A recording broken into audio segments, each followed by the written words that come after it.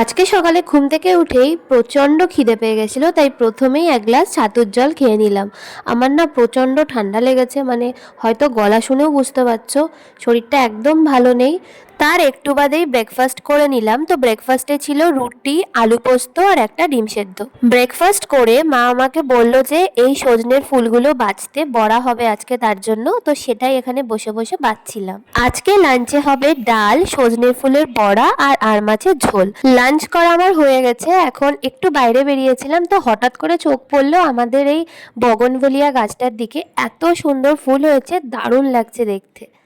বেশ কিছুদিন আগে অ্যামাজন থেকে বুদ্ধাটা আর ওয়াল হ্যাঙ্গিংটা অর্ডার করেছিলাম। তো আমি ভাবছি এর আশেপাশে কিছু ডেকোরেট করার জন্য। তো তোমরা আমাকে আইডিয়া দাও যে কিভাবে ডেকোরেট করলে ভালো লাগবে।